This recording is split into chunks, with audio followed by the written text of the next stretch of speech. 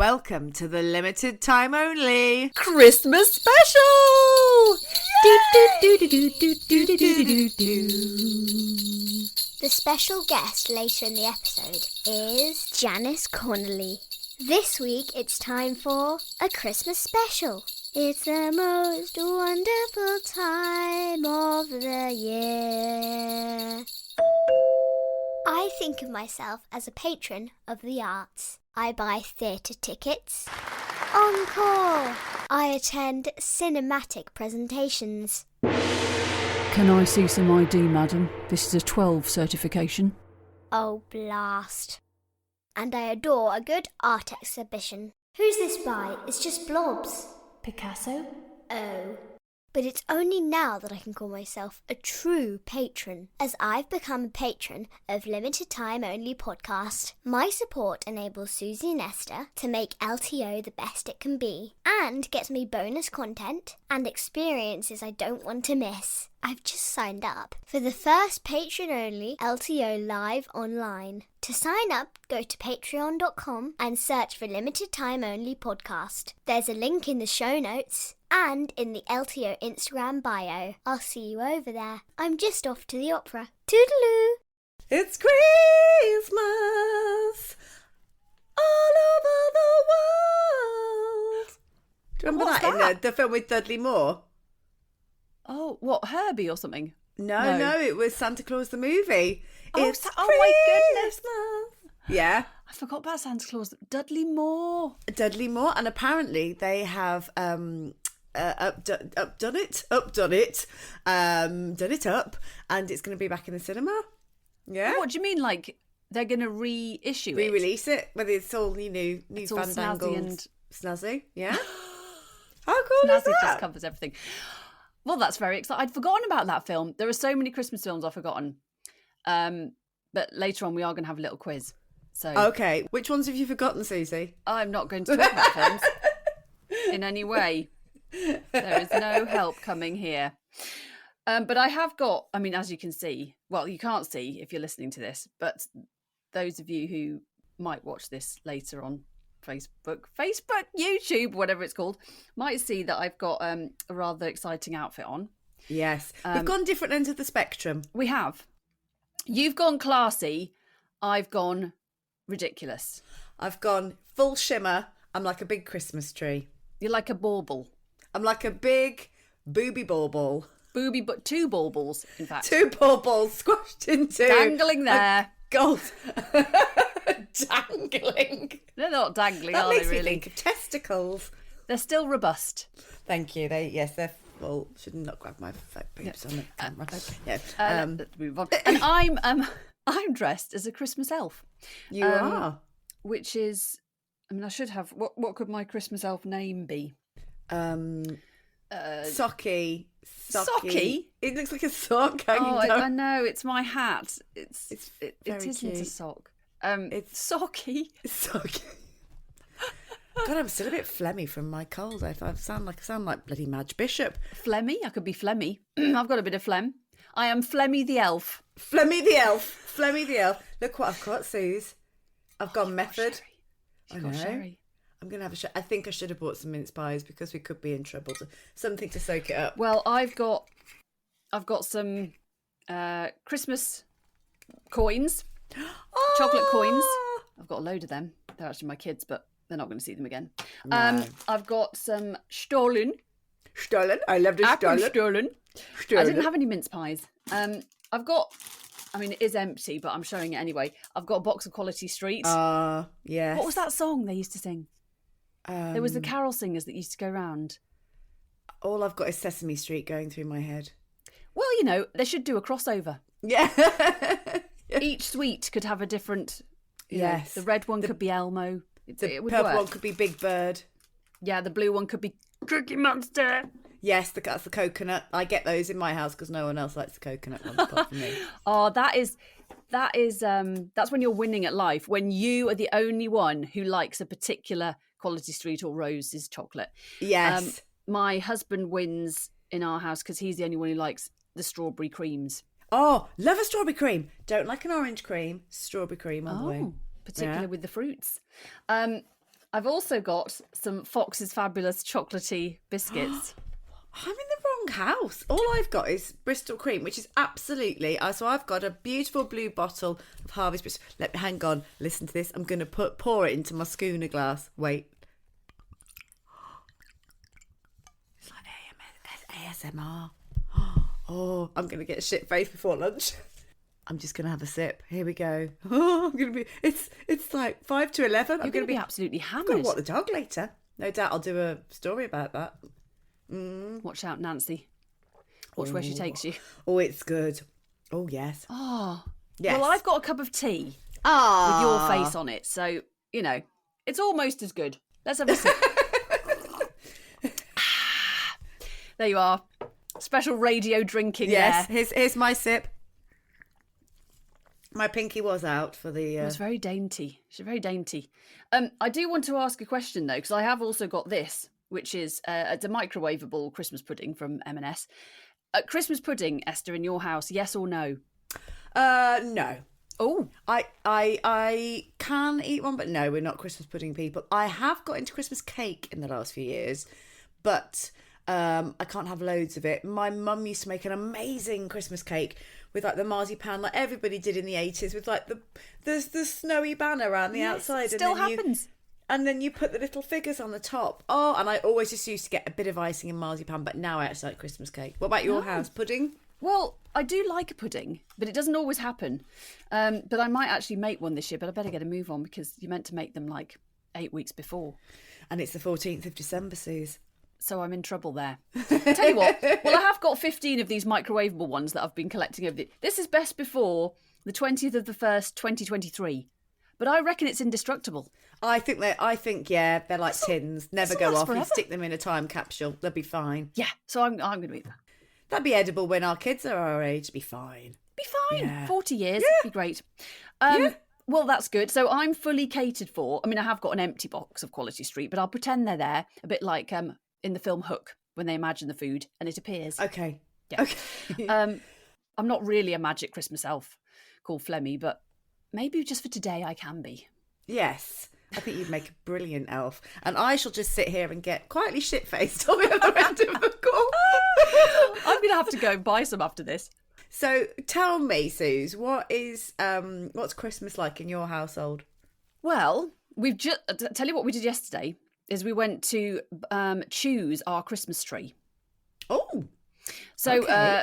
we went to this farm where they grow them throughout the year, and you walk round, you have a tag, and you walk round and you pick the one you want and you put your tag round it, and then they deliver it to you on the day of your choice.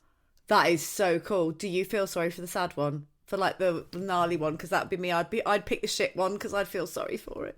No, well, there are a lot of like little scrawny ones that don't get picked. Yes. But there's also these amazing, massive ones, some of which have tags around and you go, oh, someone's getting that. Oh, it's wow. 20 foot tall.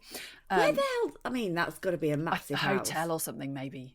Or maybe a Yeah. massive house. Maybe a Massive house. One day, But Suze. we have picked our tree, and yeah, I hope it's all right. I can't. Yeah, it's got a double prong at the top, which is quite exciting. I've gone for a double pronged. Is that so that both kids can have a star or an angel to put on the top and you keep them both happy? I can put both children on the top when they're being particularly irritating. Right, up you go. You can sit there for half an hour and think about what you've done. Look at the wall, don't look at me. Yeah. Well, the tree's very important to me. I love decorating the tree. That's always probably one of the nicest moments of Christmas. And we have the sherry. Well, I do. The kids don't. And we put the Christmas music on. And then I'm very good at not being bothered that the children are in no way symmetrical in their decoration of the tree. We just bung it all on. We've got so many random decorations now. I really like it. And there's ones that have got pictures of the kids on, that they've made at school. That's like a snowman drawing and then the face of my son, which is just so funny. And ones we were given when the kids were born, and we bought one when we went on our honeymoon. So we kind of gathering baubles, which I think, it's really nice. Eventually it's going to become far too heavy and fall over. But Well, then you're just going to need more trees, or you're going to need to live in a bigger house and have the 20-foot tree. do people have more than one, don't they? Some people have more We than one. do. We have 2 trees. I mean, I'm not surprised with So- that dress you're wearing. I go on the tree. I am the bauble. We have 2 trees. So when I was growing up, my dad and I always used to go to the woods and buy a tree, and we would always get our Christmas tree the Sunday before Christmas. And I loved the smell of the woods, and we'd pick a tree, bring it home. We'd leave it in the garden for 24 hours. I have no idea why. And pick all the bits off it, like random bits of hay or whatever. To settle. And then we'd decorate it. But now we have 1 fake one and 1 real one, because I really like a real tree. I'm a real tree kind of girl. But in our lounge, we have a very good fake one that we moved not long after we moved. We bought in the sales. It should have been like a ridiculous amount of money for not a fat lot, and we've used that for the last few years. So that goes in the lounge, and then in the kitchen I always get a real one, but it's not as big. It's probably like 5 foot, and that one has quite different decorations that we bought from Amsterdam, and they're all like little. It's more like a Scandi tree. We'll go for that style there with like real dried classy. oranges on and stuff. Yeah, You are classy in your house. The Do you think Stanfords. so? Yeah, I think you are. I mean, I've been in Esther's house, and it's very well decorated. just the once. I didn't like it, so just the once. Oh my god! It's Christmas. She's doing this to you on Christmas, I reject everybody. it. I'm just trying to be hilarious. Obviously, I love You're it. not when having you're one of here. my chocolate coins, no. Yeah, you think my house is classy though? Oh, very. Oh, yeah, very. I go around. I get very jealous because mine's just mostly a shambles. Isn't that interesting? Because I think your house is amazing, and I come back from yours, and I'm like, oh, I want to change ours. Oh. Isn't that interesting what you We see should in just other be people's happy, houses? happy with what we've got. Exactly. This is the Yeah, moral yeah, of this little chat, everybody. Yes, this is the At moral of the Christmas. chat. At Christmas. So what are your traditions? So you have the tree, you let the kids do what they want. When yeah. my kids were younger, I would adjust it. And actually, now the 3 of us have a snowball. So my kids have a snowball as well. So, because Ella's 17, James is 14. as in a drink, the snowball. As in a drink? I was like, what is she talking about? Yeah, so we have a snowball. It's bloody brilliant. We put the trip. Buble comes on the 1st of December. We start the day with Buble. It's Buble Day, 1st of December. And then, see, the sherry's kicking in. and then we, tree goes up, which is earlier than I would normally do it, but 1st of December. And then, we have a snowballs. What is a snowball? So a snowball is Advocar, Sprite, and a little bit of Angostura bitters, somebody said to shake in the top. It's delicious. It's like an ice cream drink, what are those drinks? Ice cream sundae? Ice cream soda? Ice cream sodas with a blob of ice cream in the top. Oh, that's what it tastes like.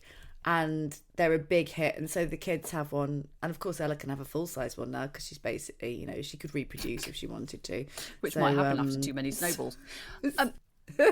Well, not really. She's not of that persuasion. She's more into the ladies. We might cut that bit out. I've only had half a sherry. So she doesn't need many snowballs. Well, I think I might instate the snowball rule.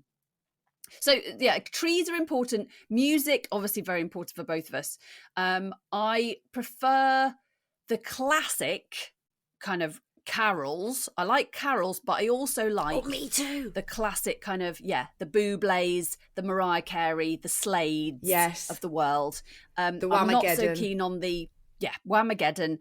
I like doing that. That's really fun. And the E17s. I asked Alexa. I mean, I don't know. I have started. November is when I kind of start Christmas preparations, and from November we've been singing Christmas carols and stuff. Have you in our house? Oh yeah, I asked. It was middle of November, and I asked Alexa to play Christmas songs, and she started off all right. And then it always starts with Mariah Carey. Yes. All I Want for Christmas Is You. I know that's going to be the first one every time. And then she played a cover of E17 Stay Another Day.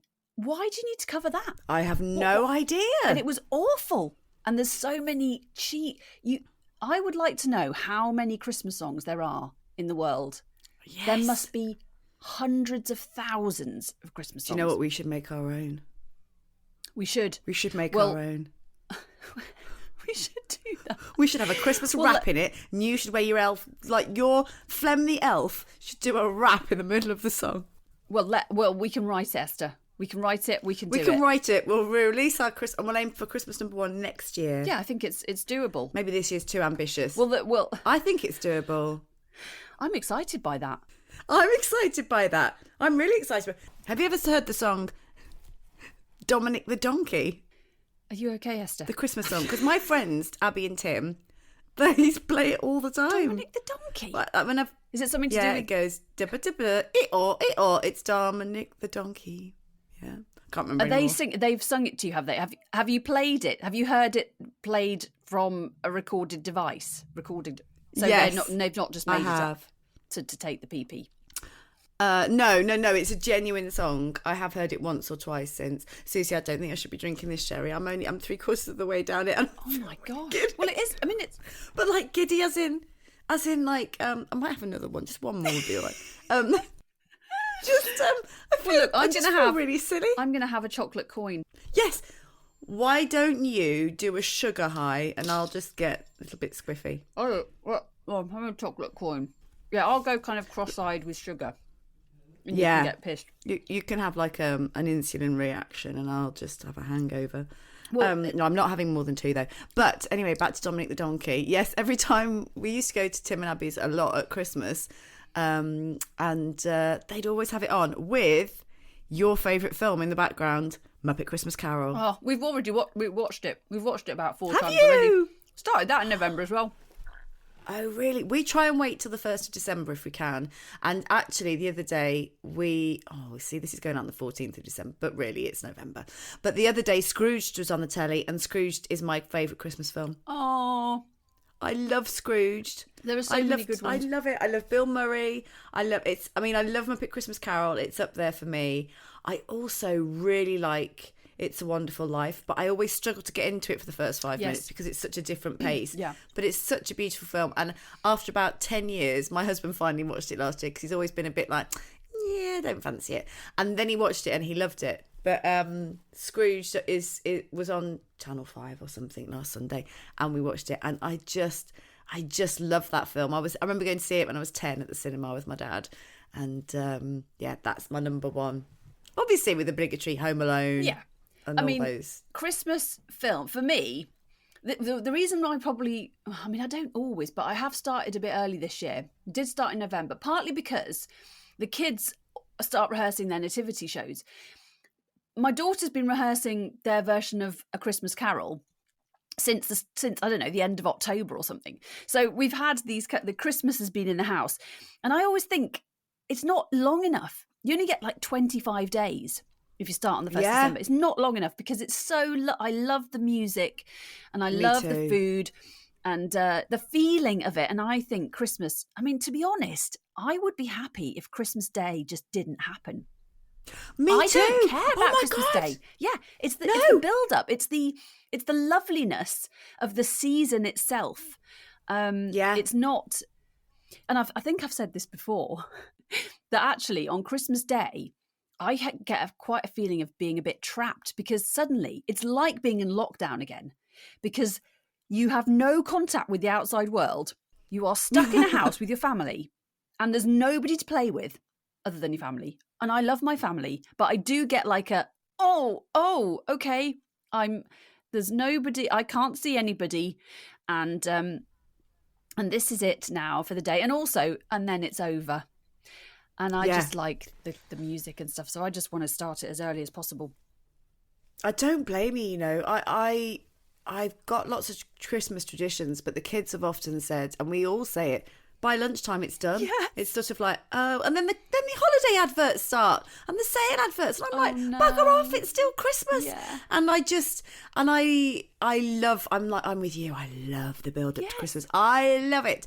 And I listen to carols from Kings and I love carols. And actually my favourite Christmas song, I think it's my favourite Christmas song. Yeah, I'm fairly certain it is the one that goes, "For Hollywood, 3 turtle doves, 2 da ba da dee da da da, Paul Hollywood."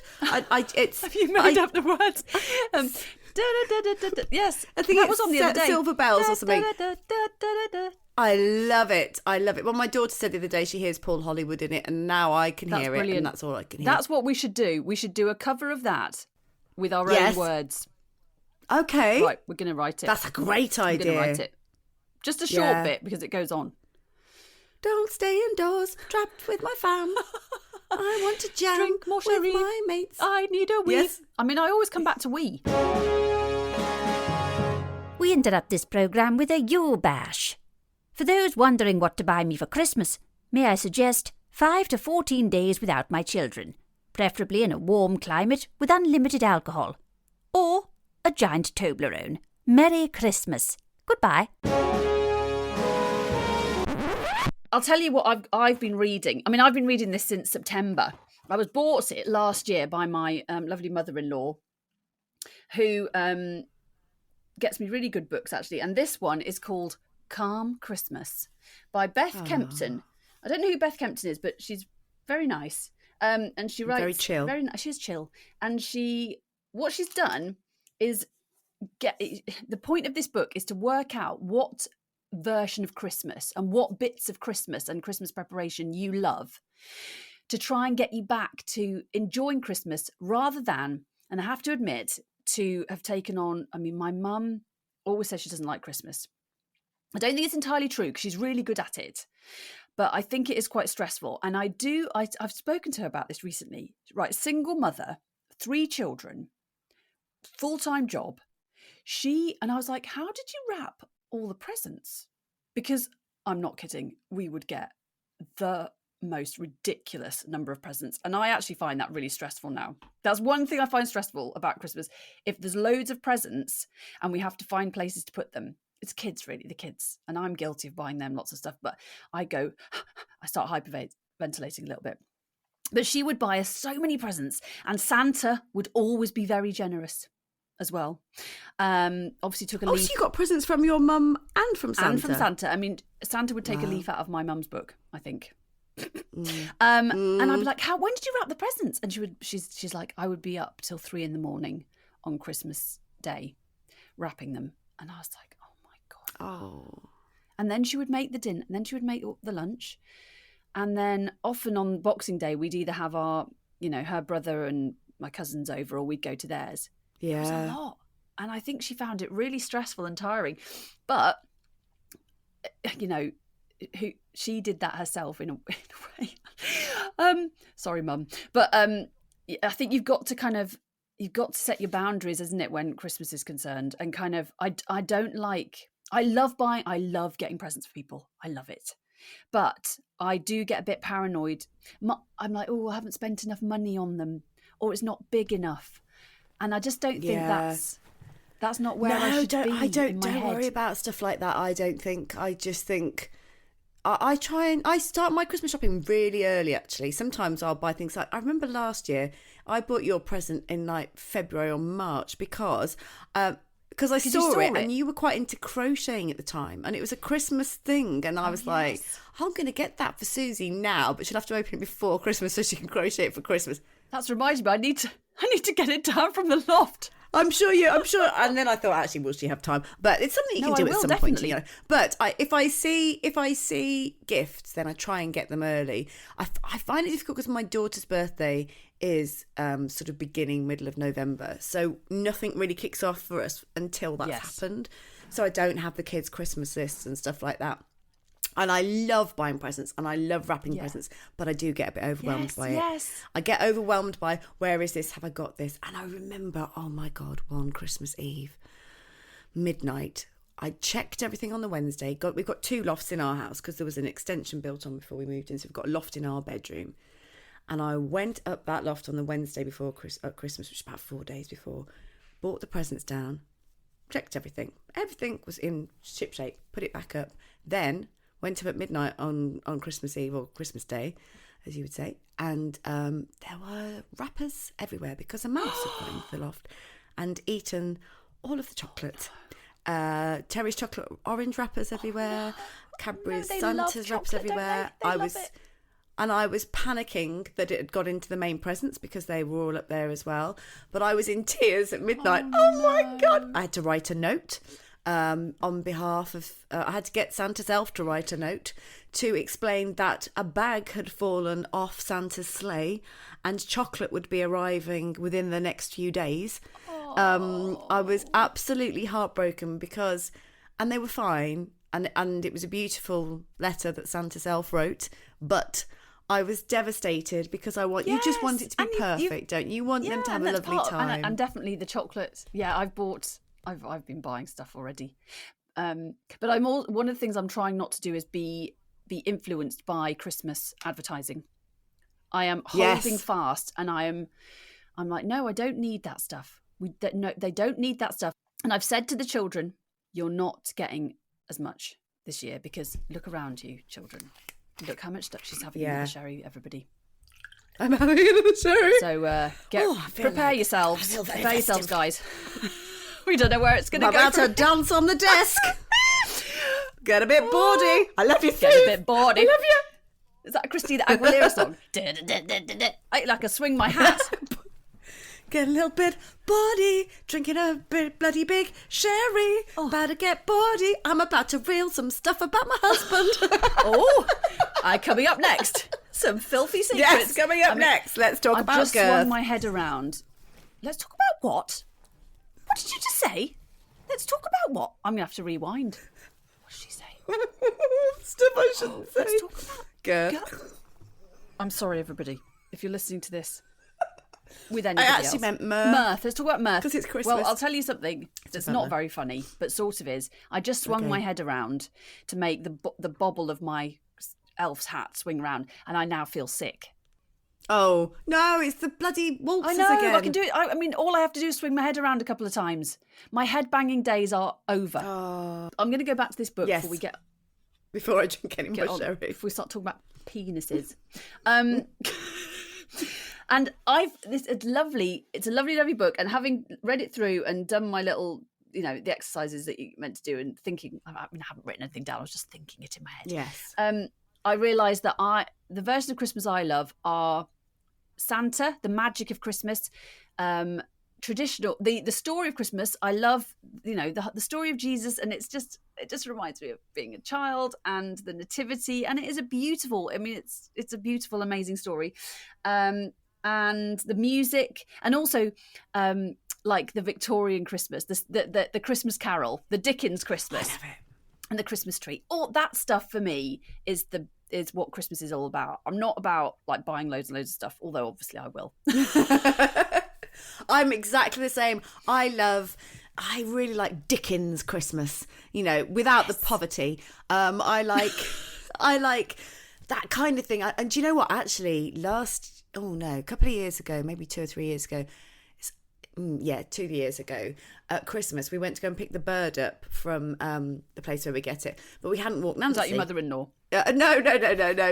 No, she comes to us, we do it. I love it because we wake up and we have a Bucks Fizz, and she stays with us now, so Ian goes and gets her, brings her back over, and then we just hit the Bucks Fizz and just you just drink all day, don't you, on Christmas Day? But I don't ever really get drunk because I'm eating so much food. I know what you mean. You just push through. And anyway, a couple of years ago, we went to go and pick the bird up, and it was probably only about 4:00, but it was pitch black, but we hadn't walked Nancy. So Ian went in, and we knew there'd probably be a long queue. So Ian went into this place to get the bird, which it's like a farm shop called Hodge Hill where he was queuing. And I said, well, James and I will start walking down the dual carriageway so she gets to walk and you can just pick us up.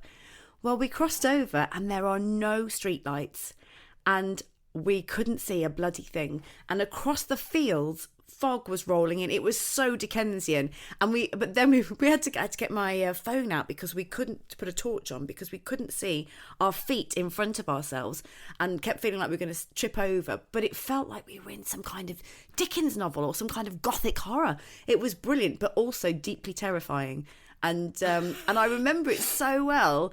And so it was only 2 years ago, but James seemed a lot smaller then because he's way taller than me now. But and for my kids, they're very like, let's get cozy. I'm seeing you next week, which I can't wait for. And the girls, and then I always go away with my girlfriends. And our friend Andy, we always have a weekend away and we see family And I love presents and I love wrapping presents, but it's not really about that. It's just the magic. It's the carols, it's the food, it's the snuggling and watching a Christmas film. And we always do the same thing on Christmas Eve. We now meet with friends, but we always watch the Snowman and the Snow Dog. Yes. About 5:30. We watch the Snowman and then the Snowman and the Snow Dog about 5 or 6. Have our tea and we still put everything out. And in the morning we still have the same tradition, which is the kids and I sit on the stairs. Ian goes down, puts the tree lights on, puts Bublé on, and then oh God, you can tell I've had a shower. I'm gonna start crying. Oh, Esther, and we'll call up the stairs. He's been, and it's so lovely, isn't it? Oh God. Oh yes. Drinking was a mistake. No, it's nice. Well, yeah, we'll have the stockings on the bed. Actually, the kids haven't started waking ridiculously early yet on Christmas Day. Oh God, that's weird. Mine were at that from an early age. They don't do it now, but they. Well, I don't know. It might happen this year, but I do remember when I went to Australia for a year after I finished university, and obviously it's not cold. No. At Christmas, it was really warm, and I was feeling very odd about this. And I felt so homesick. It was the most homesick I felt the entire year that I was there. So I bought a copy of A Christmas Carol and some candles, and I would read it aloud to my friend Becky, who we were sharing. We shared a room, we shared a bed for months in this house in Sydney. Like Morecambe and we sat there and pretended it was, it was dark, cold London in 1860 or whatever, and and pretended because that was the best way for me to transport myself to the misery of a British winter. Yeah, a cold British, but it's the lights, and the lights are everywhere, and it's so joyful, isn't it? And actually, Ella and I went for a walk on Sunday, and somebody had got lights all in their tree, and we just got in the garden, in their back garden, this huge tree. We just got really excited, and I love. I mean, I've got fairy lights up in my kitchen because a fairy light is for life, not just for Christmas. And Absolutely. They're up in my. Well, we've got we've got Christmas stars in our hallway that are there all year round. You have, and they're gorgeous. Yes, they're never nice. Take them down. No. Why would you? I love lights. It is nice that it's the magic of the magical things like the lights, the pretty things, and the lovely music that can still thrill even. Well, forever. And I think that's what's so lovely about it, because it is dark and cold. and also it's the fact that it's a global thing. So, most people are involved in it, or certainly within the country, most people are celebrating it. So it's not like your birthday, which is lovely. I love a birthday, but like literally everybody's doing the same thing. Yeah. Yeah. And I think even if, obviously the Christmas story itself and the celebration of the birth of Christ is not something that is top of everyone's list of what why they're celebrating Christmas, and that doesn't matter, because it's the collective joy and love, magic of it, and love. It's about love, isn't it? And that's why it can get a bit hectic in the run up to Christmas, because you're trying to fit everybody in. But oh God, I'm gonna cry again. It's all people you love, isn't it? Hammered. Yeah, just absolutely pissed everybody. And I've smoked 40 penny and Hennies. Yes, it's the happiness and joy of Christmas. I don't smoke. I did when I was younger, but I don't smoke. No, she doesn't smoke. It's all no. Although I did have a vape at a party last year with one of our friends. Remember, it was fun. Oh, I do like a vape. I like that goes straight to my head. Yeah, it did me. I thought it was brilliant, and it was watermelon, and I spent the whole evening singing watermelon vape. Ha. She is high on sherry. Yes, I am. And I'm going to have an apple stollen, and I've had two large chocolate coins. I might just go for another one. But I think you probably. I don't really drink a fat lot anymore, so this has definitely gone to my head. Suze, tell me what your favourite Christmas song is. Oh my goodness, that's really hard, because I just love carols, And I love so many songs because I sing a lot of carols with my choir, although I'm not doing it this year, but I am missing it actually. Well, in our house we sing now in 3 parts. Me, Beatrice, and Joel. 3-part harmony. So ace. Oh, it's so funny. Gaudete. Do you know Gaudete? Gaudete, gaudete, Christus est natus ex Maria Virgine gaudete. And there's a really good. Guys are so cute. It was so ridiculous. It's a beautiful song. It's medieval. And I don't know the rest of the words, but it's covered a lot but folk musicians, and there's a great version by Steel Eye Span if anyone wants to listen to that. Okay. But yeah, we've learnt. Joel sings the bass, I sing the alto part, I suppose, of the tune, and Beatrice does the high part. And then even so Henry's cool. learning it now. Yeah, so I do love that because it really just makes, because we could all sing it together. But I love, Ding Dong Merrily on High. I love God Rest You Merry Gentlemen. Yes. I love, and then there's some lovely, beautiful hymns like The Shepherd's Farewell by Berlioz, which check out, everybody. Oh my That's God, a you're beautiful so piece. knowledgeable on this stuff. No, not really. And a little bit geeky, but I love it. I'm there for it. I love Handel's Messiah. You can't beat Handel's Messiah at Christmas. Banging. And what else? Ooh, and I love Mariah Carey. All I Want for Christmas Is You. I love Slade. And what's the Wizard? Those classics. And I also love one I really like, and it always I find very, very moving, is Chris de Burgh. A spaceman came travelling. Is that what it is? I don't know if I can remember that. I remember it. You will know it. La la la la la. Oh la, yes. La La la la la la la la la la la. Yes, banger. A baby's cry, and it went La la la la la la la la la la la la la.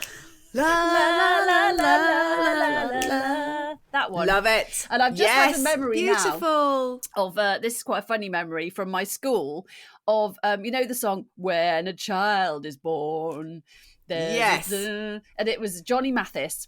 And we sang it at school, but there was a kind of a bridge in the middle where the entire school played the tune on Paper and Comb. I mean, that sounds like I'm making it up, but I genuinely am not. And at the time, I thought, this is a bit weird. But, you just go along with it. Even at that age, you were like, this is odd. And since then, I've gone, that was really weird. But cute. Do you know what? I remember when my kids were in, they were both at primary. Both of them had to do this. They had to either learn the cornet or something else. Anyway, basically everyone learned the cornet. And as parents, we had to go in and watch. And the shock of 60 8-year-olds all blasting into their cornet slightly out of tune. I was with some friends, Helen, Amy and Alison. We were in bits. We were physically shaking, and the deputy head, Mrs. Shecker, kept looking at us, and my shoulders were going. I had to, and because I was crying with laughter, I just had to pretend I was really emotional about what was happening, because the sheer force of 60 kids that's just out of tune. Oh, hilarious. My goodness. So the idea of the paper cones is bloody genius. It's like something from a sitcom. I know. I don't know anybody else who did that as a child. And we never I did would it say again. that was just the once. Maybe a dark time for the teacher who was in charge of that. Better than trying to get us all to play the recorder, I think. It was a wise choice. Yeah, actually, maybe they were some kind of genius. I think they were. Look, we do have to get ready for Christmas, and I think if we talk anymore, we do. We're gonna run out of time. That's true. Yeah, I'm gonna have my third cherry. So have a third cherry. I'm gonna have my 6th chocolate coin, and oh yes. And we're going to have a brilliant Christmas because it's beginning to look a lot like Christmas. Christmas. And get ready, everybody. Like the lamb, not the rat. For our Christmas hit single coming your way. Yes. In 2024. Have a wonderful Christmas, whatever you do with your family and friends. And just hope you have a lovely, lovely time. Happy Christmas. Happy Christmas. Ding dong merrily on high, in heaven the bells are ringing. And we'll see more uninspiring auction houses at the same time tomorrow when Gaffs Under the Gavel returns. Unfortunately. But now, prepare to declutter with Barbara and Pamela in a festive edition of Sparks Joy.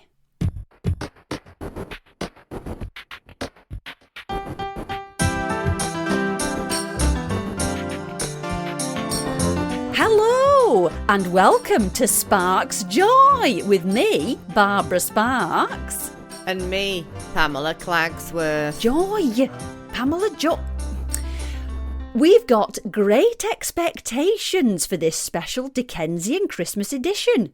We'll be working our magic like David Copperfield and sorting out a bleak house as usual, but with a festive twist. A festive Oliver twist, if you will. I won't, Pamela. I do the literary puns around here. Hard times. What? Nothing. We present our own version of A Christmas Carol. But as neither of us are called Carol, we've changed the title slightly to incorporate our names. So, this episode is called A Christmas Barbara. Barbara was dead to begin with. What was that, Pam? Wishful thinking. You really must speak up, Pamela. Now, let's take a flutter on a declutter as we travel through time to Christmas Eve in Victorian London.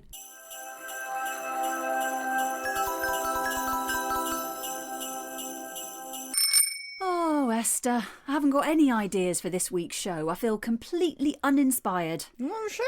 Esther, what are you stuffing into your mouth? A bit of Lady Macbeth for inspiration. You're eating the works of Shakespeare? No, I'm eating a delicious bar of Lady Macbeth dark orange chocolate from Sweet Theatre. I've just finished off Alice in Wonderland. Even the artwork on the packaging is beautiful. Is it helping? Indeed it is. Here, have a little nibble on Oscar Wilde. Mm. That one's gin and tonic flavour. Yum. Have you got any more? Um. Esther, have you eaten all the Sweet Theatre chocolate? Should I exit stage left? Yeah, I think you should. Sweet Theatre. Chocolate with drama. Available online at sweettheatre.com and in participating theatres. If Esther hasn't eaten it all.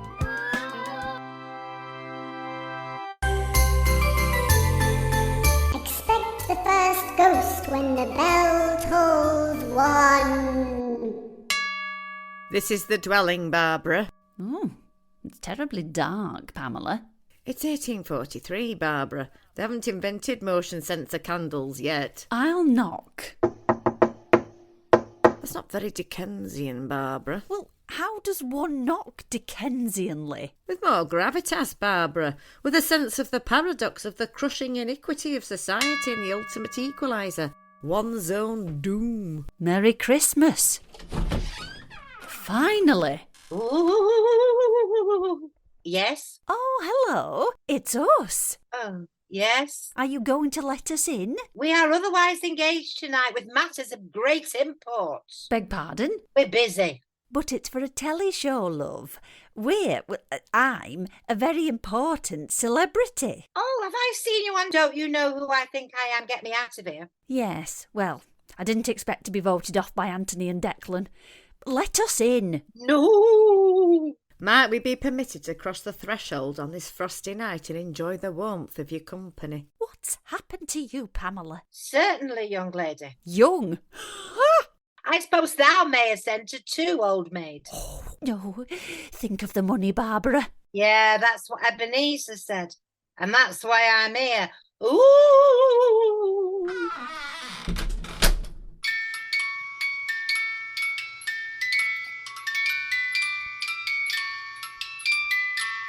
Esther, Yes, Susan. we haven't done one of these for a while. I'm really excited. I'm excited because we're doing a quiz. Yes! Whoa! This is the inaugural round of All I Want for Christmas is 10 points on the quiz. I bloody do. I'm quite competitive, actually, so yes. So there are 10 questions. This quiz is based around Christmas film quotes. Okay. Which I think you're going to smash, actually. So I've got 10 quotes from 10 different Christmas movies, and you have to tell me which movie it is from. For extra points, mind you, I don't know all the answers for this, but for extra points, you can tell me which character says said line. Oh my God. Or a fact about the film, perhaps, something like that. Right. So, I'm on it. Are you ready? Yes, I've opened my filing cabinets in my brain and I'm ready to go. I think you're just going to get this absolutely no problem. I hope so. All right, let's go with this one first. When a bell rings, an angel gets its wings. It's a Wonderful Life. She got it straight up. And it was made in 1946, which is the year that my dad was born. Oh, Do I get an extra point? Jimmy Stewart. And that's, yeah. Lovely. Well done. You do. You Thank you. can get an extra point. So I'm going to give you 2 points for that. Thank you. I mean, I've said that the quiz is called All I Want for Christmas is 10 points on the quiz, but you might get that without even getting them all right. I really hope so. The next one, this one's really easy. I'll tell you what, I'll do the harder one first and then we'll see. Okay. I will honour Christmas in my heart and try to keep it all the year. Right, use your brain. I will not honour Christmas in my heart. Oh, is it Scrooge? It is Christmas Carol? Scrooge. Yes, because the next quote was going to be, like the lamp, not the rat, like the lamp, not the rat. Love it. Muppet Christmas Carol, Yeah. Michael Caine. And my interesting fact about this is that you worked with Scrooge's nephew, Stephen, his name escapes me. Macintosh? Macintosh. Yes. I did, and I told him I loved A Christmas Carol. Yes. And yeah, but I could have done multiple quotes from that film. I also love the one where the when Kermit says, "Please, sir, the rats would like another log for the fire. They're feeling quite cold." And then Scrooge goes, "How would they like to be unemployed?" And then they go, "Hurrah! Heat wave! This is my island in the sun." Which makes me laugh I know every that time. bit. Yeah, such a good film. So you can have 2 points for that. Hey. Okay, next one. Next one. Next is, way. Maybe Christmas doesn't come from a store. Maybe Christmas, perhaps, means a little bit more. Ooh, is it something like The Grinch? There's a clue Because in of the Yeah, go on. Because of what? come from a store. It's sort of like sort of rhymey, isn't it? And that makes me think of The Grinch Who Stole Christmas. Yes, it's correct. You're correct. Yes, Yeah, Dr. with Zeus. marbling all over it. Yeah. Yes, Dr. Zeus. That's it. I mean, I'm 3 sherries in, and I'm quite proud of myself for working that out. It's not a film I watch that often. That one. No, I don't even know if I've ever seen it actually, but I know Dr. Zeus's stuff. It's not one I automatically go to, but it's very good. Well done. Thank Next you. one. Yippee-ki-yay, motherfucker! Now, I know a lot of people say this isn't a Christmas film, but it absolutely It's is a to Christmas me. film. Die Hard. Yes. Yes. Bruce Willis. Love that. Yeah. Yeah. Love that film. Oh, you're just going to get them all. Okay, here's one. I do hope so. In some ways, you're far superior to my Cocker Spaniel. I don't know if I'm going to get this one. In some ways, you're far superior to my Cocker Spaniel. I'm trying to think of a film with a Cocker Spaniel. I'm going to give you a clue. Well, I kind of want to go Richard Curtis. Earlier. In some ways, you're far superior to my Much Cocker earlier. Spaniel. Oh, like a black and white, or not that early? I think, yes. That era. Shall I give you a clue? Yeah. I'm dreaming. White Christmas. Yes! I mean, that was a very big clue. Yeah, that was that. Thank you. That is a lovely film. I've only seen a little bit of that. I've never seen it all the way through. You'd like that. I will make sure It's I watch very- that this year. Very evocative. Okay, next. Well, what if there is no tomorrow? There wasn't one today. You see, the sherries have clouded my thought process. Oh, geez. You definitely would know this film. Think about that, what I've just said. What if there is no tomorrow? There wasn't one today. Oh, God, you see, all I can think of is Groundhog Day. Yes! Oh! Which is a Christmas film, right? Oh! I don't know. I guess I wouldn't think of it as a Christmas film. I just think of it as snow. But, okay. It's quite It's a Christmassy. Christmas film. Yay! Yeah. I mean, I think of it, I don't know, yeah, snow, Christmas. I think it's set in February. Oh. But I'm glad I got it. I don't care. It's a Christmas film. Added I've got a bonus. point. Brilliant. Yes. Okay, this one. You can be too old for a lot of things, but you're never too old to be afraid. I know this. You What know is it? this. Oh my God, I wish I'd not had 3 sherries. Too old. I mean, it's okay. There is no prize. No, but it's not Susie. I know it's for self-respect. It's because I know it somewhere in the back of my mind. You can be too old for a lot of things, but you're never too old to be afraid. I know this. Give me a clue. Okay, a clue is, bless the highly nutritious microwave macaroni and cheese dinner and the people who sold it on sale. Yeah, Home Alone. Oh God, we watched that. That's one of our firm favourites. The kids watched that for the first time last year and became obsessed with it. Oh, it's so good. Kevin! And the Tom and Jerry of Marv and Harry. So good. Which I remember my nephews really like laughing to the point of being in pain. And actually my kids and Ian will laugh like that. That doesn't make me laugh. I just think it's great. Yeah. But they really will sort of laugh to go doubled over slapstick. about it. Yeah, that kind of slapstick humour. Right, there's 3 more. Oh, Christmas isn't just a day. It's a frame of mind. I mean, I felt like you went a bit Keanu Reeves then. It wasn't intentional. I can't imagine him playing this role. But maybe that should be my new impression. Yeah, I think so. I think, particularly as a voice actor, I think I can stand in if anyone needs me. You can Keanu. Can't afford him. Yeah, then you could do cameos as him. Right, tell me it again. Oh, Christmas isn't just a day; it's a frame of mind. A Miracle on 34th Street. Yes. Yay! How did you get I don't know where that came from. That's amazing. Recesses. So that's Recesses of Chris my mind. Kringle says that, and he says, and that's what's changing, and maybe, and that's what I'm here to try and do something about.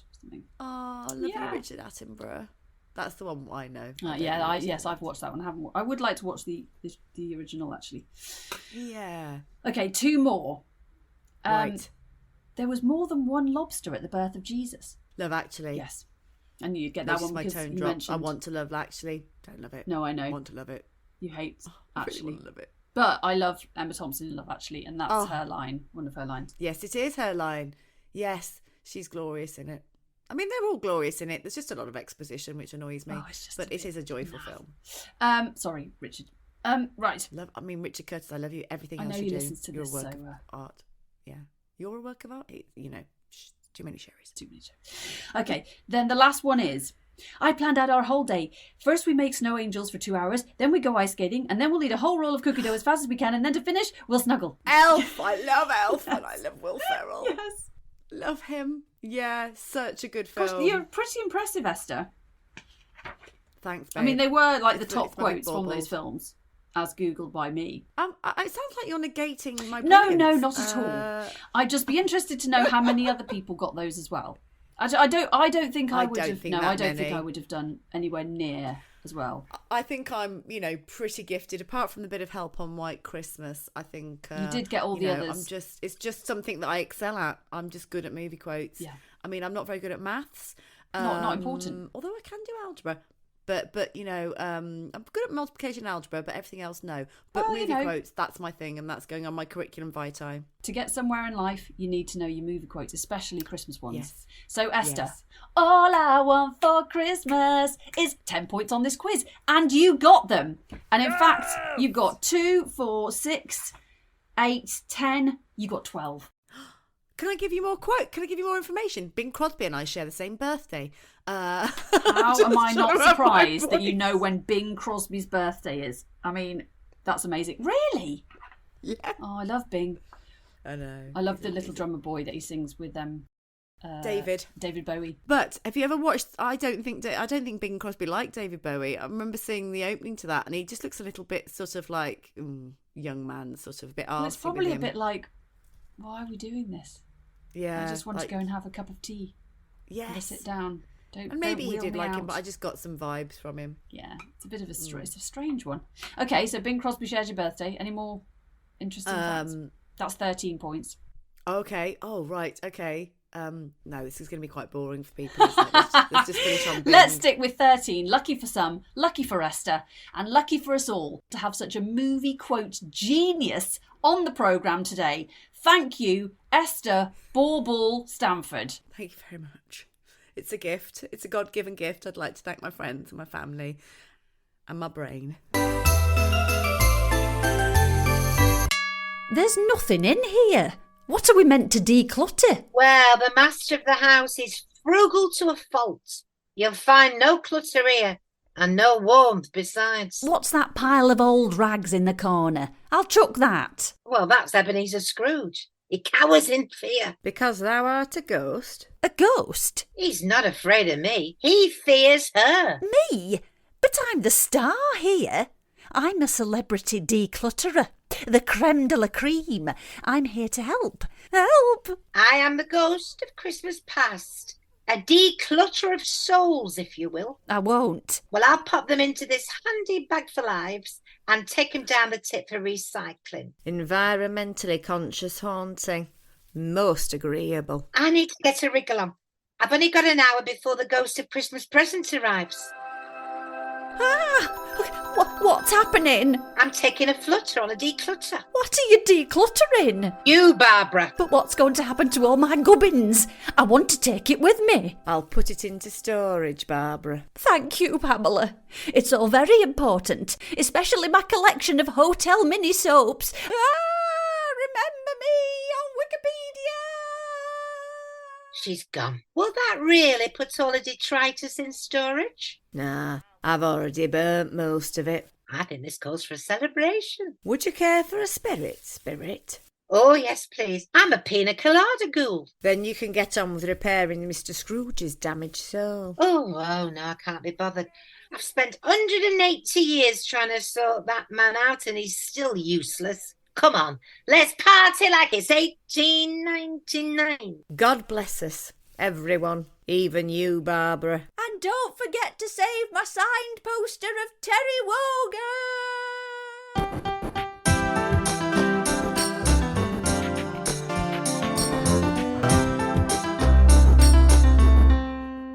Time, you know you're gonna be mine. You know you're gonna be mine. I'm gonna get you, baby. I'm gonna get you, yes I am. I'm gonna get you, baby. I'm gonna get you, yes I am. The singing's good. Can you hear us? Oh, she got some tinsel. Got a couple of baubles They've got here. this sprout headdress. Oh, lovely. Today's guest is award-winning actor, writer, comedian, director and artistic director Janice Connolly. As her comedy alter ego, Barbara Nice, Janice has been described as a cross between Victoria Wood and Mrs. Merton. From having her own show on Radio 2 to starring in Phoenix Nights and being in punk rock bands, championed by John Peel nonetheless, Janice has literally done it all. And in 2017, Janice was awarded the British Empire Medal for services to community arts. We talked to Janice about her life and career to date, working with Peter Kay and Joe Lycett, being a semi-finalist on Britain's Got Talent, and the difference she has made to so many lives through her work with women in theatre. Welcome to the show, Janice Connolly. So this is our Christmas special episode, which is very exciting. And Janice is wearing a lovely tinsel what would you call it? A sort of Corsage. Tinsely sprout corsage. Sprouts. Sprouts. You know, Is it? Oh, it has got sprouts. sprouts on. Oh, that's And bloody it's actually brilliant. not too itchy, so I'm very pleased. Oh, well, That's good. that's always good. the baseline for any clothing, I Is feel. it itching? That's right. Is it itchy? Yeah, is it But my itchy? daughter once said, everyone gets a little bit scared and everyone's a little bit itchy. That's right. You might need to write a song about that. I think it's that. We're all a little bit scared. We're all a little bit itchy. I think It's a Christmas classic already. It is. I was looking earlier actually about your music and I was listening to Jeremy Thorpe, It's Innocent. right. We Know Who Did It. Oh my God, I bloody love that song. It kicked in and I was like, this is great. Oh, where did you find that? Well, I was doing my research about you and then I just found it online and I was listening to it. I really liked it. I really Yeah, it liked was very it. good. It was really good. But we'll come to your music in a minute. Tell us a bit about how you started out. Well, I think we all start out very young, don't we? And I remember going for an audition. It was with Kathy Burkhatch, and she seen me do something. She got me to go in for an audition at the Almeida Theatre, and I sort of started talking about having been in Herod at Sunday school, and I don't think she really was expecting me to. But she was fine with it. I think the director was a bit, well, this woman's mad. So I think probably just being in stuff at Sunday school was the beginning of it. from a very young age, you sort of know you want to do Yeah. it, don't you? Really? Yeah. Do you think? I think this time of year actually, I was like, I wonder how many performing arts careers will be kick-started this time of year. You know, when you're 7, because it's same for me. I was 7 playing a wise man. That's right. And you kind of feel it, don't you? You can get this feeling about it, and you just go, "Oh, right, I really like doing this." I'm next year. I don't want to be the wise man. I want to be the angel. Or you've always got your eye on the better part. Although Herod, of course, is a very good part because the devil always has the best tunes. So yeah, it was great playing Herod. Yeah, I remember for me it was Little and Large at the Wolverhampton Grand and being asked on stage at about 6 or 7, looking out at the audience and thinking, oh, this is me. And that was it from that moment forward. So you started off acting at Sunday school and then you went to train to be a drama teacher. Yeah, I've done lots of youth theatre and stuff like that. And then I left Stockport, where I'm from, and I've done loads of stuff at Stockport Garrick. And I think youth theatres are so important again, like, you know, Christmas plays, youth theatre, these are all the training grounds, aren't they? You don't go to drama school and that's the first time you've done anything. So I went to Birmingham, but I was trained to be a teacher. And it had got a very good reputation for doing drama. So I decided to go there and then stayed ever since, actually. I love Birmingham. And did you decide that you wanted to be a teacher, or is it that you wanted to be an actor but you didn't think that that was feasible? I think probably the second. I thought it was a sensible thing to do. And I didn't know anybody that was an actor. I don't think I really knew about drama school or anything like that. I just thought I'd just keep on doing drama, and that seemed a way to do it. Yeah, I think this thing about, you know, class and access to the performing arts is a really serious issue, actually. You know, I mean, the lad who played Harry Potter, wasn't his mum or his dad a casting agent or something like that? So it's quite a closed shop, isn't it? And I think it's opened up for a bit, and then I think it's closing again. So yeah, I didn't think I could do that. Didn't know much about it, but I thought, you know, I could go and train as a drama teacher. But always in the back of my mind, I really wanted to do the acting thing. So when I was teaching, I was doing pub theatre, of which there was a lot in Birmingham at the time, every night. And then eventually we decided to try women in theatre out. So I left teaching, went to Bernardo's for a bit, which I thought would be a stopgap, but I was there for 8 years. I always do everything for a very long time. I was a paper girl till I was about 14. So yeah, I sort of do things for a long time. So I worked for Bernardo's. Then we decided we'd have a go at women in theatre, and that was 40 years ago this year. So I've been doing that for a very long time too, as well as doing other things on the Just side. so much, Janice. You do so much, and I've worked with you with women in theatre in different capacities, and I just was always just in awe of how much you were doing, but also how you're able to you're across everything and never in a panic. Well, I was panicking trying to get all this stuff set up for this. Oh, I'm so sorry. I'm so sorry. No, it's fine. You know, you remember when Zoom first came out in the pandemic? I did lots of podcasts like you're doing now. And the number of people going, hang on a minute, I can't find this lead, or I can't find these headphones.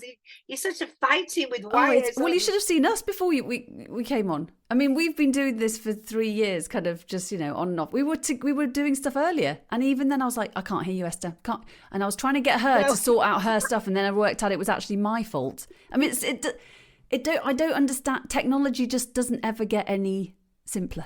No, it doesn't, and that is a panic. But actually, in terms of being with people and coming up with ideas, that doesn't panic me. It's all the technology of it all sort of panics me, but the actual real work of the art of it, no, it doesn't panic me. The being with people and thing, and I think when I've worked with you, and obviously I know what women in theatre do, and you've worked with everybody, and by everybody I don't mean all the famous people, although you have worked with lots of famous people. I mean every type of person in society, every age group, every social background. And you, I would say, are completely at ease with everybody, and you make everybody feel at ease. Well, I'm very pleased to hear that, because I do think we are all essentially the same. And one of the things that I do try to do, and I think that sort of leads to a lack of panic, is just treat everybody on the level. And then you don't have to start thinking about, oh, is this, how have I got to change my ways for this person? I think as long as you're respectful and you listen to people, then you can talk to anybody, actually. I think it's really important that we do that. It's when we get out of these ghettos that we're all in. More and more, we're in these kind of, do you agree with me? If you don't agree with me, then you must hate me. And that's nonsense, that is. We need to be able to talk to everybody. Very much so. It's nuanced. Everything's nuanced, and it all feels a bit too black and white sometimes with social media and everything. And it's people aren't one thing or another. Everybody's a bit grey, and that's just the way it is. And we can change our views if we talk to people about Absolutely. it. But you can't speak. I hate the idea of anybody feeling that they can't speak. I think that's really sad. So what was the motivator to set up Women in Theatre? Well, I was a founder member with 3 other women. I think the idea was that we wanted to do something, because in those days, I know things are pretty bad still in terms of female leadership in theatre and stuff, but it was even worse than in the 80s. And I think we were very interested to see what kind of theatre we would make, devising, choosing the subject matter, directing it, working out where we wanted to take it, what we would do without sort of men in, but nothing against men. I really like men and we work with men and stuff, but we're very interested to see what would be the difference. And I think there was a difference. I think we were able to be more confident. Our ideas were the first ones to be heard. And it was that, really, what kind of theatre could we make as women together? And you'd have autonomy then as well, wouldn't you, over your projects without having to run it through anybody else? Yeah, and it's sort of grown from that. And as Susie says, we've worked with so many different groups of people, and it's been an absolute privilege to do that. And I really feel like I know a little bit about lots of things. It's been an incredible education. Are there any that really stick out as being particularly, I don't know, special or life-changing? I think that they're all equally important, actually, and one leads to another. I think every one, you get a bit better at something, and then that means the next one's even better. But I'm very, I suppose what I think generally is, I'm very grateful to the people that, because we do so much research, and the people that we've talked to over the years, and particularly interested in working with looked after young people, care experienced young people. So I think that's been an ongoing, growing interest. But I think they're all equally important, every project. When you did your projects, when you've done your plays, how have you chosen the topic? Some of them are because people are wanting to do something about something. So, for example, we did a project about self-harm. There was a concern that there's a lot of young women, and this was in the Dudley area, but of course it's everywhere. And so that had to come from health workers, really brilliant health workers, who recognise that by doing theatre, using arts, you can sort of really get to the middle of a subject and open up something that's taboo or hard to talk about in a safe way. So some were given to us, and then now and then we would choose something. And the sort of Jackie and Heidi, the bad one that Susie was in, I wanted to write that. I was very interested in this concept of what makes a good girl and what makes a bad girl. It was great. So some of them came up. It was brilliant. Yeah, I loved it. They wild for it. They just loved it, and it's quite frightening and jumping out the skin, because there was a sort of girl kept in a box up in the attic, and you don't know she's there, and then she suddenly jumps out, and everybody's screaming and everything. Because we wanted to make a piece of theatre that would frighten people a bit, actually make thrilling piece of live theatre. Well, I remember in Birmingham when it was on the at the door. It was a group of school children came, adolescents, and I remember they were so vocal, and it was so exciting and brilliant. They probably hadn't. What, were they screaming? Well, they were screaming, but they were also shouting. No, go in the box. Yeah, and telling the characters like, don't talk to him. He's not, he's not right or whatever. Yeah. And it was like, this is great. This is what we want, because they are fully engaged. We know they are totally engaged in this story, and they're loving it. Yeah, it was wonderful, that vocal feeling. I'll never forget that performance, actually. Yeah. It was terrific, wasn't it? Yeah. Can you tell us a little about the Surprises and the Ever-Readies, which were bands that you were involved in? They were bands that I was involved in. So that was in the sort of late 70s, early 80s, and I was teaching at the time. And I'd been in a women's band called Strumpet. Brilliant. And then I was the men that were in the Ever-Readies and the Surprises were friends of mine from pub theatre. Yes, they come through pub theatre, actually. Sometimes you forget how these connections have been made. And they wanted to form a band. So at the beginning, there were 3 of us. And it was sort of like close harmonies, which is hilarious because I'm good with a tambourine, but I can't really do close harmony. You were the original Bez. I was. Bez copied me. Bez stole your act. I was very Bez, yeah. So we started off like that, and then we got a drummer and a bass player and stuff like that. And it was a lot and lots of bands going around at the time. We used to play at the Fighting Cocks in Moseley upstairs with a fantastic room that also did pub theatre. And we played around at the same time as The Beat. Oh, wow. I know. And who's the reggae band? Who's a really famous? UB40. Oh, UB40. Wow. Yeah, I mean, they looked up to us. They used to support us, UB40. We just never got the breaks, kid. We never got Well, that's because you were supposed to do other things. Possibly. Also, no business sense. I did listen to Jeremy Thorpe is Innocent, We Know Who Did It earlier, and I thought, I'm just going to listen to this track. I don't know it. And I loved it. I absolutely loved it. It's so good. And it started, I was like, yeah, I love this. It's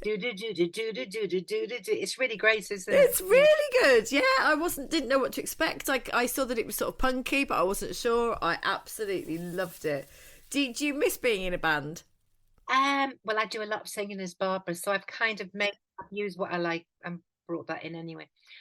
Yeah, I made Barbara in this sort of shape of everything I want to do on stage, really. And that's the beauty of having your own act, your sort of solo career. You can just go, I fancy being in a musical, and you can be in one, or fancy dancing on stage, and you can do that. When did Barbara first appear? Well, I had been doing the theatre for quite a while, and we devised everything, and I was noticing that the bits that I was writing were funny, and that I had an ability to know how to construct gags and enjoyed doing it. And I think when you're working very closely, particularly with women, actually, it is great, but sometimes you think, where do I end and she begins? And you just sometimes just want something for yourself. And the comedy was really taking off. So early 90s. And I've been in a play with Frank Skinner in Birmingham. He wasn't called Frank Skinner then, it's called Chris Collins. And then Women in Theatre had gone to Edinburgh with a sketch show, well, Susie knows what Edinburgh's like. It can be so hard. And, about 5 people in the dog cave. But we did go and see Frank Skinner. And I remember watching him and thinking, I think I can do what you're doing. He's much better. He's a much better comedian than I did. But what I really thought was a sort of a green light for me was he was talking to the audience, and I knew that wouldn't put me off. I wasn't frightened of it, and I thought it was fun, and I loved what the audience were giving him, and he was running with. So I decided to have a go at doing it, and there was a club called The Retort, which was on the last night of Sunday night, last Sunday in the month, in Ladywood in Birmingham. And it started late and it ended even later. So you were there till 3 o'clock in the morning on a Sunday night, which was absolutely crazy and very risk-taking, but we somehow felt fantastic. And it was compared by Mackenzie Crook, who did a group called Charlie Cheese. And you could just you could just get on stage. So people had written a song during the day with their mates, so, you know, over Sunday dinner. And then they just turn up and say, can we come and do this song? Can we come and do this poem? So I thought, I'm going to try do a stand-up character. And I've been doing a health visitor character for a company that I was working with. It was very funny in the context of health visiting. So I went up and did it, and there was absolute silence in the audience. And I knew they were thinking, she's very good, but I don't know anything about health visitors. I sort of went home. I thought, you've got to come up with something, Janice, that has got universal appeal. So I sat up all night and thought about, I'll do a mother, because then, I mean, I'm old now, but I thought I was old then to be doing stand-up. I must have been about late 30s or something. It's ridiculous, isn't it? But I have to come up with a mother figure. So I sort of came up with this idea of Barbara, who would mother the audience. And then I started doing co-comparing with a comedian called Reg Nice. So I was his mum, Barbara Nice, and he was my son, Reg Nice. And we did a mother and son compare act in Thorpe Street in Birmingham. And then I saw so many acts. It's a great way to see loads of acts if you compare, because you're there. My kids were little, so, you know, couldn't travel or anything. But you saw all these acts that were coming from all over the country. And I saw brilliant acts and really learned how to do stand-up properly, really. And then I went in for a comedy competition and I did pretty well in that. And Peter Kay was in the audience because he'd won the same competition the year before. Then he said, do you want to be, I'm making a television program. And he was doing that Peter Kay thing. So I was in there. And then he asked me to be in Phoenix Nights. So that's when the telly stuff started. I mean, Phoenix Nights is an absolute classic. It's so funny. And I can't quote many things, but I can often quote Phoenix Nights. What was it like filming that, Janice? It was such an incredible privilege, and there were loads of other stand-ups in it, and we had a great time. And Peter was always very confident it would do well. We're filming BAFTA award-winning material here. Very, very confident. And it was great to do a second series as well and have another go at it. It's really hard, television acting. I think that, yeah, I'm still trying to get good at it. I think there's a knack to it, I think. You're more comfortable on the stage? I know what I'm doing more. Yeah. I think with telly, you have to sort of know more about the camera angles and sort of really think it through. What's it going to look like at home? And I was used to be doing loads of acting off camera, you know, pointless acting. That was something you go, what are you doing? You know, nobody can see it. It's hard to know when to stop. Yeah, that's right. Yeah. And what about, because of course you've done Coronation Street and Doctors for is that a year now you've been playing? Well, you've done it before, haven't you? Yes, yeah. And my character's going back in again, so that's really nice. And I've also just done Gus Kahn's Man Like Mabeen, and I don't know whether you've seen that, but it's absolutely brilliant. I think Gus Kahn is one of our great geniuses. And it's a Birmingham comedy as well. He's brilliant, and he gets lots of local young people in. It's very diverse. He's got a heart of gold. And I've just done a film talk about heart of gold and getting a good Birmingham person. I've just done a short film that Joe Lycett wrote and directed. Is that Linda? Yeah, and what he does with that, he raises the money through his artwork and then employs and pays, because it's so important to pay young people, isn't it? People are just sort of beginning to get into the television and film industry as crew members, and gives them a really good experience, something to put on the CV, and pays them. So yeah, that was a great thing to do that. And I won a Best Actress award for that. So that was very nice. I'll be eternally grateful to the great Joe Lycett. I think he's beginning already to make another one next year. He intends to make one every year in the same way. He's just brilliant. I love Joe Lycett.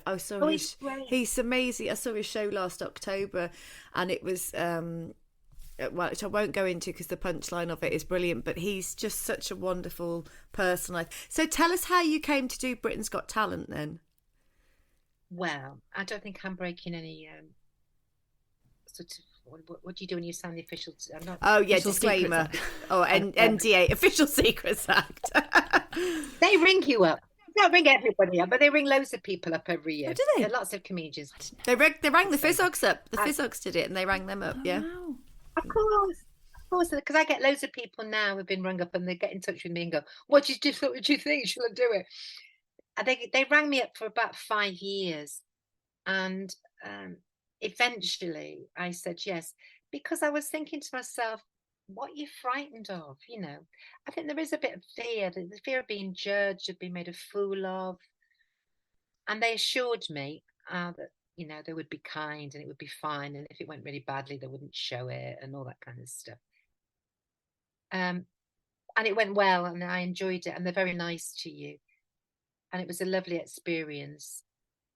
It's just a massive show, it's just huge. It's like being on a great big battleship, really. And everybody knows what they're doing. The backstage crew, wonderful, costume are brilliant, sounds terrific. It's just a very slick ship. So, but you never get to see Simon and that lot. You don't get to see them. Just backstage with lots of lovely dancers and kids, and so the atmosphere backstage is brilliant.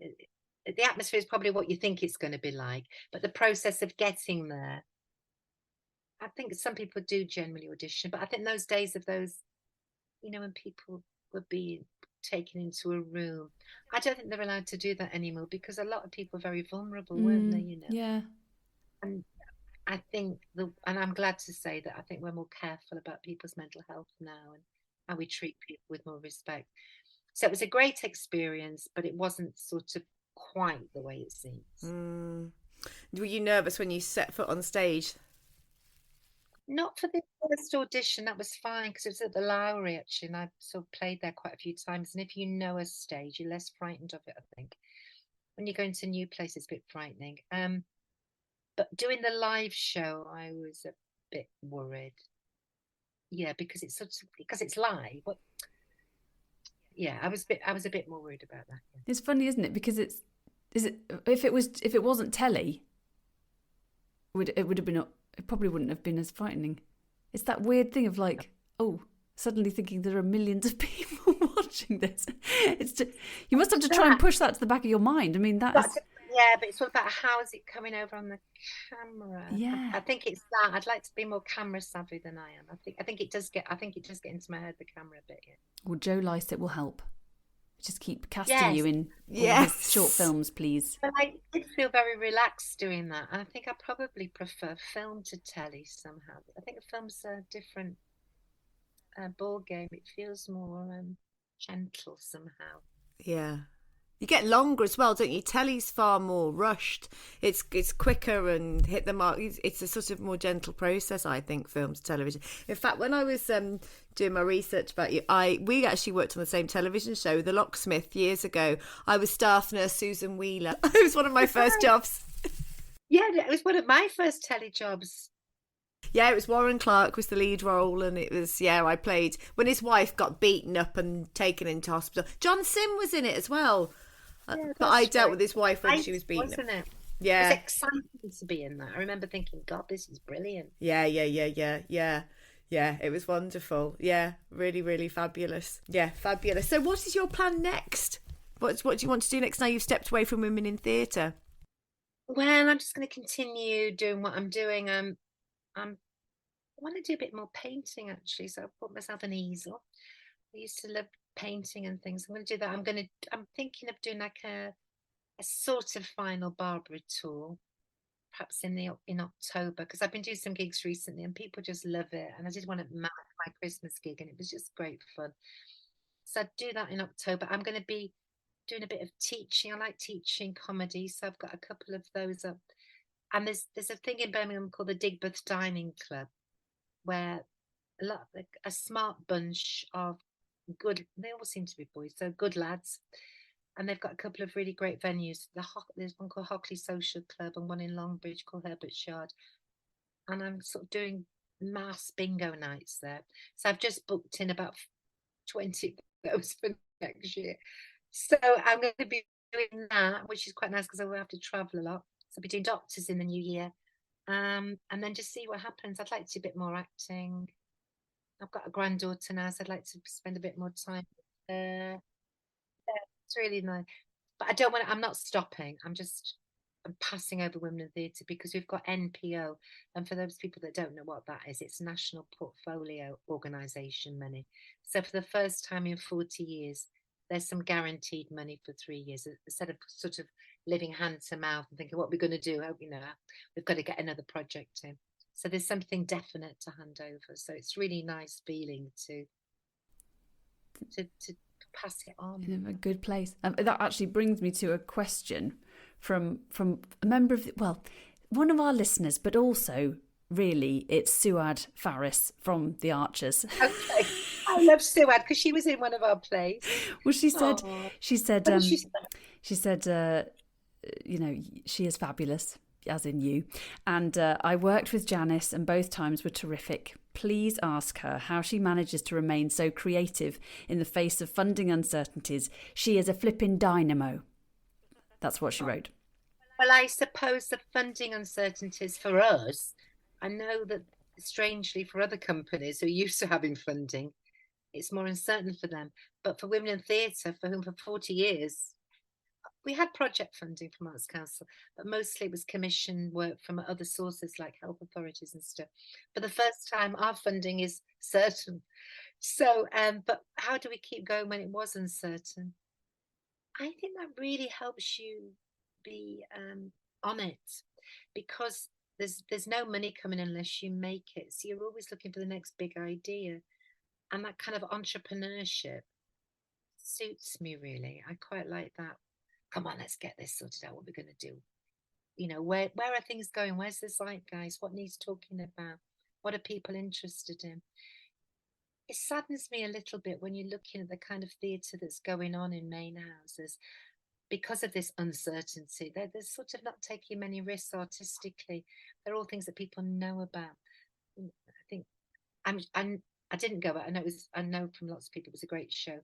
But the Rep have just had the Frank Sinatra story on, and they were in co-production with somebody in New York, which of course is brilliant. But I don't think you can be a really proper great play that's about how we're living now, that shines a light on the human experience and impacts on us really. I always think about what was that Thingy Miller play, Arthur Miller play, Death of a Salesman. Oh yeah. When that came out, audiences were shocked because he was really talking about the American dream and saying, do we want to live like this? I think theatre and drama, I always think, don't waste it. Make sure it's about something. And not that I don't think having a good time is not, I do think having a good time is important, because the bad one was about lots of things, but was also great theatre. I think because something's about something doesn't mean it's going to be boring or anything like that. So yeah, I'm sad if the funding position has meant that bigger buildings have to play safe and have people been on the telly and all that, because I think audiences are hungry for ideas and challenging thoughts, and let's not dumb down theatre. Yeah, I mean, I suppose you just have to look at the whole body of work, the body of work from women in theatre, and it's never boring, and it's always challenging and interesting, and and speaks to everybody. That's right. Even if it's about something quite specific, it's something everyone can appreciate. Yeah. We did have a question from Lucy actually, who said, what advice would you give to a young creative at the beginning of their career? Keep doing it. Keep doing it. Always, I would say, just go out and do stuff, because you meet people, and you'll both know this, that people that you met when you were beginning are now in positions like you are to make a difference. You're more powerful. And there's no wasted meeting, there's no wasted job, I think. So keep doing it, don't get put off. Always be reliable as well, turn up.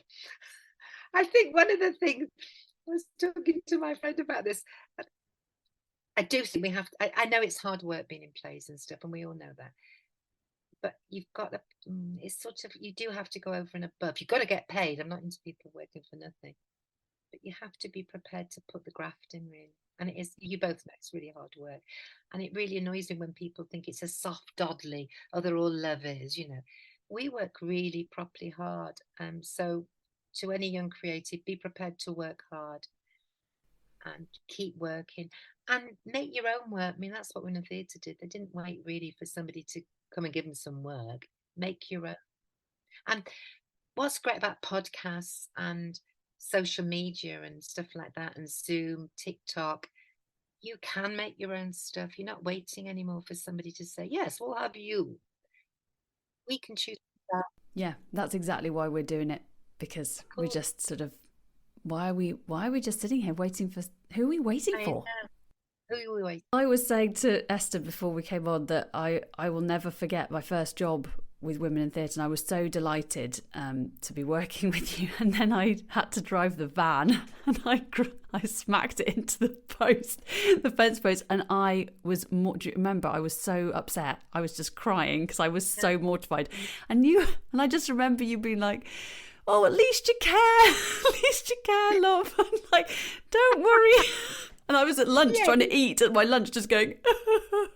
Oh, you did care rather than going, oh, I don't mess with the pressure. I was mortified. That's the kind of thing you're in plays writing and driving the van. What a shame. Good times. Oh, it was good. Think? The Friends Institute cafe, the food. Wonderful. I know, wonderful. I know, it was absolutely. I don't know how that was going. Food was cheaper in the early 2000s.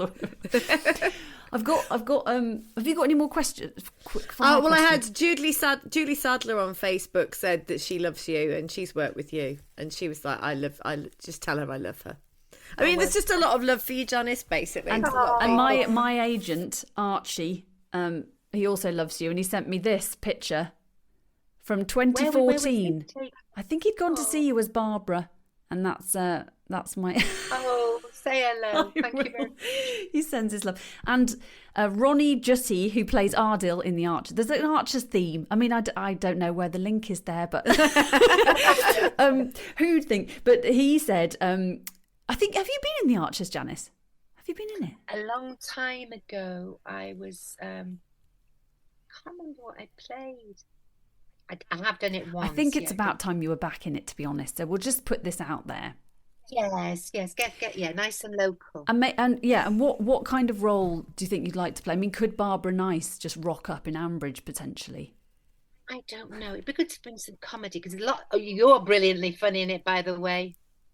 Do you love doing it? You're so brilliant. I love it so much. Yeah, it's like my second home. I just love being in Ambridge. Love it. So beautiful. Well, you're brilliant in it. Thank you. Yeah, comedy. Looking back, those are the things I like. In Coronation Street, it's still great, but it's not as funny as it was. Let's add more comedy. So important. Yeah. Maybe Barbara could rock up. Who do we talk to, Susie? Don't talk to Well, look, we'll talk to. Yeah, don't worry. I'll put some Barbara Nice stickers around the place and keep mentioning. Jeremy, editor, are you looking for? A very good comic kind of actress who can also do drama and tragedy, possibly with a northern twang. Yeah, I'll do that. See what they make of it. What's your plan for Christmas, Barbara? Barbara now. Janice, what are your plans for Christmas? Well, we're going to have Christmas dinner here, and then go to Stockport for Boxing Day, and go to see the pantomime at the Plaza, which is one of those theatres that have been saved by the community. Thank God for the community saving all these venues. And so I'm really looking forward to that. A bit of time. I like that downtime really between Christmas and New Year, when nothing needs to be done. I quite like Christmas, but I do think it's a lot of pressure on people. I have a song that I sing as Barbara, which is the female of the species does more at Christmas than the male. And it goes down very well with audiences. Shop, rapping, shop, rapping. A lot to do. And every year I kind of go, I'm not going to spend a lot of money. And then I always do. I always buy too much stuff. I sort of I buy something for somebody, and then I see something better, and I think, oh, that's better. I'm going to buy that. I know. It's. I find it stressful. I don't know. How are you two, Esther? How are you with Christmas? At home, but I fall into the same trap. And actually, my husband's brilliant. He cooks Christmas dinner, but I do all of the presents. There's like 19 or 22. I was counting it the other day. There's a lot of people I have to buy presents for, and do all the cards, all the presents, and everything, and clean the house. Although he does get a bit involved with that, and I'm not taking away. He does do, he cooks the meal, which is great. But everybody always goes, "Isn't he marvelous? He's done it all," and I feel this slight resentment because I think I've done everything else, every present under the tree. He doesn't know what any of them are. I've done them all. Right. That's them right. all, If you do the cooking, you're the best somehow. Exactly. Yeah. What's that about? I don't know, but that I always need to happens in start our doing house the as cooking. well. Yeah. And you're at home, are you, Suze? I'm at home, but I've really tried this year to not get into a panic about Christmas, because I love Christmas. I love it, and since I've had a family, it's become. I now go, oh, that's why my mum used to say, I hate Christmas. That's right. She was up till 3 a.m. wrapping presents. Why? Yeah. And it actually hurts your shoulders, doesn't it? I was doing something, I can't remember, getting some lights up, and I was thinking, this is really hurting me. It's painful. Metaphorically and literally. It shouldn't be like that. Thank you so much. We better let you go, but thank you so much for coming on. It's been such a treat to talk to you. It's been a joy, and happy Christmas both, and happy Christmas everybody listening, and I hope you have a peaceful time and find some joy.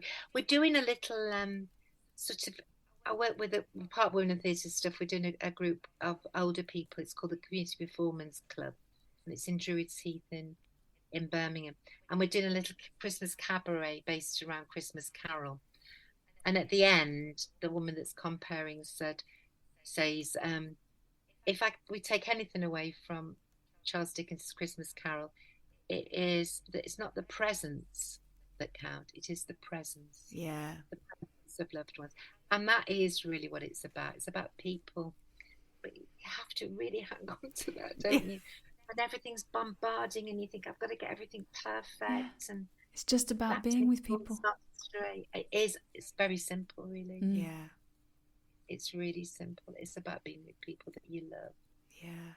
And sometimes Sherry. Stress gets in the way. And Sherry. Baileys. There we go. Right on cue. I'm bringing a bottle of Baileys. It's actually empty, but that says a lot. She's drunk it. It's actually. It's on cue. Who wants £1 million?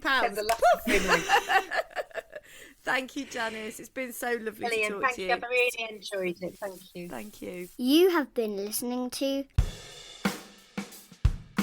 the limited time only Christmas special. Thank you so much to our fabulous Christmas guest, the wonderful Janice Connolly. Thank you so much to our patrons for supporting the podcast on Patreon. Special shout out to our two most recent additions, Hayley and Sally. Thank you so much, gals. It really means a lot to have your support. And thank you also to you for listening. We wish you a very Merry Christmas. From Esther and myself, at limited time only, a pick-me-up in podcast form. Right, Esther, I'm going back into the tin of Quality Street. Send help. Help, I'm coming with you. Bagsy the strawberry creams. Oh, you can have them.